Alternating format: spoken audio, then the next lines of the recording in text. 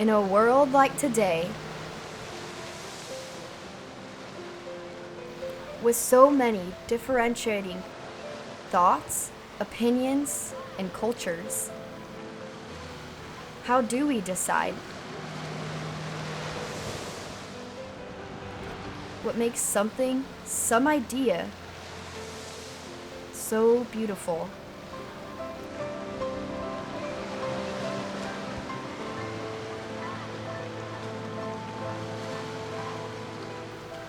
What is beauty? Hi, my name is Janelle Oliver, and beauty to me is those moments in nature or just in life where you catch something and it's just for the moment. And I think that's what makes it beautiful, because it's not everlasting, and it could be anything. It can be, dew in the morning when you walk out, or someone's expression that you find in a conversation. It's something that in that moment where it won't be like that again, and you won't be in that place again, and that's beautiful. I try and take the time out in my everyday activities and just look around and see what people are doing or what's going around on in the world, and find those little moments where it's those little things. And a lot of people go through their days and they're just on the hustle. They're going, and they don't take that time to look around and actually appreciate things that are beautiful around the world to them. And they just one point to the next. And I learned already, and I'm trying to do it more and more each day. Just take time out and look around and see what nature has to offer, see what the world's offering, and because it is beautiful. One moment I can think of where I felt beauty just everywhere around me was just this past summer. I had gone camping or on a hike actually, with my cousin and some of her friends. We went on a night hike because there was a meteor shower. And on the drive up there and everything, I got to know our friends, and that was like kind of fun because they were really cool people. On our hike up there, we're playing the guitar, playing the drums, singing, and just walking up these mountains. And it actually had recently had a fire, and so most of the hillside was burnt. It took us a while to get up to the top of the mountain, because we would take many stops, because we seen the fire, the damage that it has done, but we also started to see the regrowth of what was going on. So we took several stops just to kind of look and appreciate what the world kind of does and what nature does. We all just take a moment, because the fog starts to come in, and it's like an eerie, it's dark, it's nighttime, so it's a really eerie feeling, especially with that hillside just being burnt. But it was something kind of special about it too, being able to be in that moment and with these people that know how to appreciate things because they're happy with themselves, or know how to look at the world in a different perspective. It helped me look at it in a different perspective too. It wasn't something sad, but it was something beautiful. And I realized having those people around me that do find beauty in things helps me find beauty in things too, like turning a hillside that was burnt down into something that was more beautiful. I think the world would have to realize that they need to slow down and get off the phones, get off the computer, and look around and interact with people, and go outside and just be around and be in the moment, and you'll find things to find beautiful. And just stop worrying about those little things that don't need to be worried about in life. You're here for a reason. Appreciate and love everything that's going on around, and I think people will start to realize that they're missing out on a lot. Hi, my name is Michael Rubiaco, and my idea of beauty is, well, I guess it depends. If you're talking about like opposite sex, I guess like I would find attractive, or what's beautiful to be like personality, something that's found like within a person. It's very attractive to me, I would think. Because a girl could be beautiful, I guess, in the eyes of society, but she could have like a totally crappy personality. And if I were to see a beautiful person and then I were to talk to her and she was a crappy personality, I'd be like, damn, you are so ugly already. Like, I would not be attracted to that person at all. But I guess if you're like pop culture and all that can I cuss? Then then I would say that's just like media and things like this, like all freaking those teen magazines and all those stupid freaking shows on TV, and I guess they're setting a type of standard which is what would be called beautiful, but that wouldn't be beauty per se to me. Like I said, I think everyone is beautiful. It comes from within. Any person could be beautiful. You know, if that person doesn't believe that they're beautiful, then that's more self-esteem stuff. But people need to be reminded that they're beautiful, and everyone is beautiful. If that person needs to have a plastic surgery, that's fine. I mean, there's nothing wrong with that. What I'm saying is, if they need one thing and that's gonna make them fine or content, say someone has like a blemish or something that they really don't like, that they're made fun of. If they had a big old face mole and they change that and that makes them feel better, that's fine. You know, if you go like triple double Z's or something, or I don't know, like that's kind of wrong. And I would think that they need to get checked on their psyche or body dysmorphic disorder, because that's like, no one needs that at all. I think every person, every type of ethnicity, and all personalities and everything is beautiful.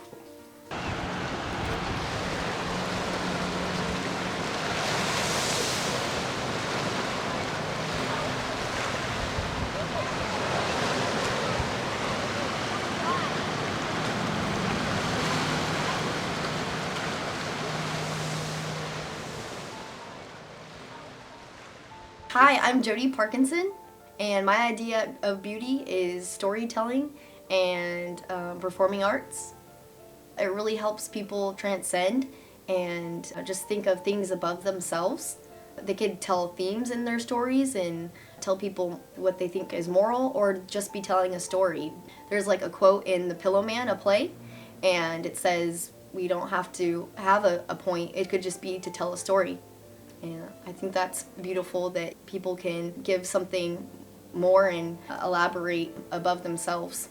Okay, well, I have a couple of plays right here, and I'll just describe them a little bit and tell you what I think is beautiful about them. This is The Pillow Man by Martin McDonough. I think this one's beautiful because throughout it, the mentally challenged brother, he takes his stories to heart, and he actually is the one that commits the crimes. And I think a really important message in here is stories don't have to have a theme. It could just be to tell a story. It could just be for entertainment, or just because you need to write it, you know. August Osage County is a good one too. It's by Tracy Letts, and it's really about more human experience and the relationship between a family, and that's a really good one. Zaytoon is a really good book. It's about Hurricane Katrina and what happened in New Orleans. It's a family's account of the whole thing. It's by David Eggers, and it's really cool because Zaytoon is this character right here, and it's a true story, and he actually stays in Louisiana, in New Orleans, during the hurricane because he wants to save his property, and he feels like he has a greater purpose, like it was God's will for him to stay there because he saves an elderly woman. He just keeps planning things for his days to come.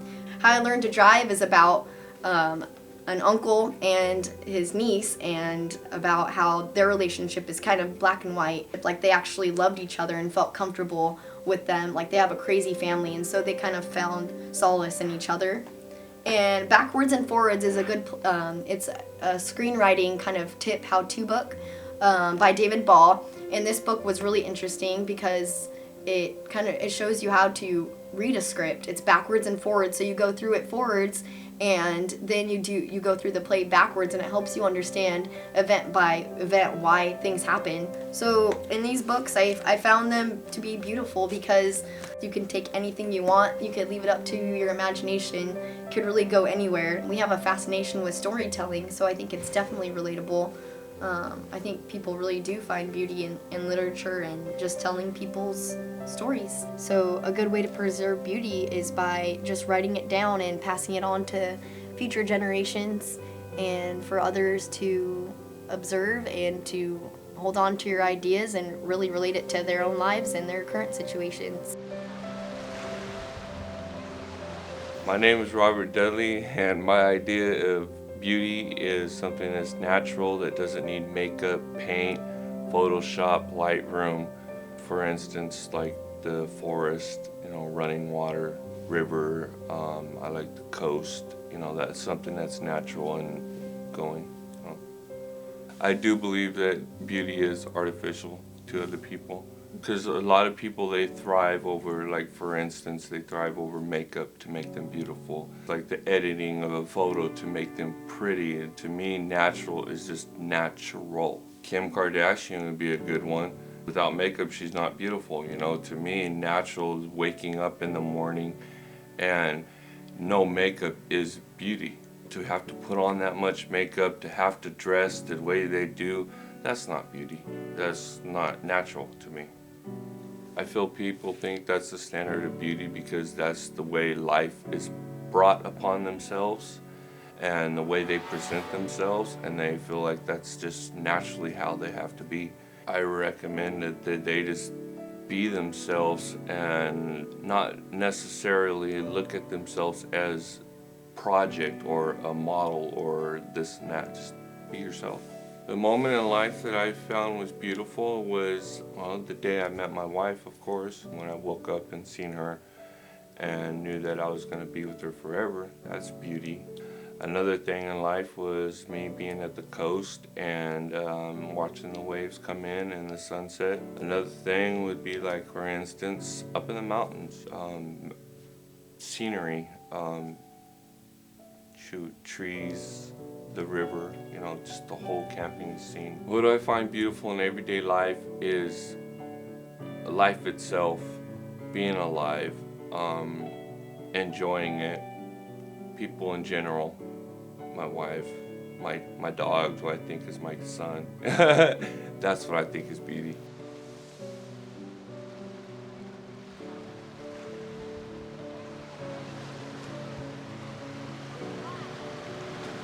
My name is Uriel Iverson, and my idea of beauty is something that's a pleasurable experience. It doesn't necessarily have to be something that you see, but it could be an experience. You could go to a place that you think is beautiful, and to you that's a beautiful experience. So it doesn't necessarily have to be like an attractive person or, a rose. It could be, that one time you went camping, it was beautiful because of the experience.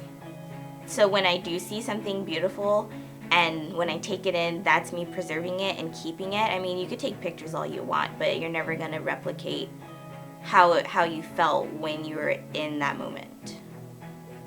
A lot of people, when they think of beauty, they think of something simple like, oh, the rose is beautiful. But to me, I think of more than just one thing. I think of people are beautiful. Plants are beautiful, the environment's beautiful. I mean, there's beauty all around you, so I think that a lot of people get that mixed up. There's some cultures, they think that, for example, Africa, to be beautiful to them is to be heavier, because then it shows that you are more wealthy and that you eat better. And also, being just natural, in America, for us, we all have one certain standard of beauty, which is, things that are colorful, girls that have, the checklist, nice, long, beautiful hair, nice body. The media sets the standard because that's what you see on TV. If you see a beautiful girl walking, you're going to see the checklist. You're going to see nice, beautiful hair, probably blonde hair, blue eyes, in shape, dresses nice. And so seeing that, growing up, that's going to be your standard of what's beautiful. A way for a person to become more beautiful is just to accept themselves as who they are. You may not have all the qualifications that society says is beautiful, but as long as you're comfortable with yourself and know that everyone's beautiful, then, you yourself will become beautiful. If you're clumsy, if grace is a beautiful thing to you, then do something that, resembles grace. An example, ballet or yoga or something like that. Or, if you think people who are artistic are beautiful, then take up art. I mean, the world is literally your blank canvas, and, it's your duty to make yourself feel beautiful. So whatever you need to do to get there without being superficial, do so. A moment where I feel beautiful is usually when I dance. When I dance, I'm not myself. I'm with the music. It's like the inner me coming out. So, I'm not Sarah when I'm dancing. I'm just movement with the music. And to me, that feels beautiful. It pretty much is beauty is in the eye of the beholder. Because my idea of beauty could be completely different. Like, I don't think a desert's beautiful, but someone else could think the desert is like the most beautiful scene in the world. It took a lot of time to look inside myself and look past the media's standards of beautiful, because obviously I don't make the cut, depending on who you talk to. So a lot of it was just, a lot of self-reflection and a lot of self-acceptance to feel beautiful. So I am me, and, someone's going to love me. So, it's my duty to make myself feel beautiful.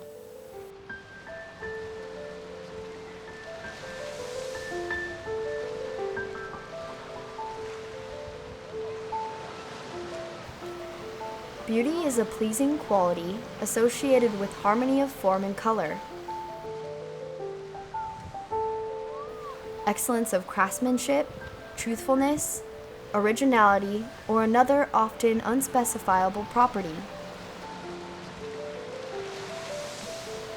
A quality or feature that is most effective, gratifying, or telling.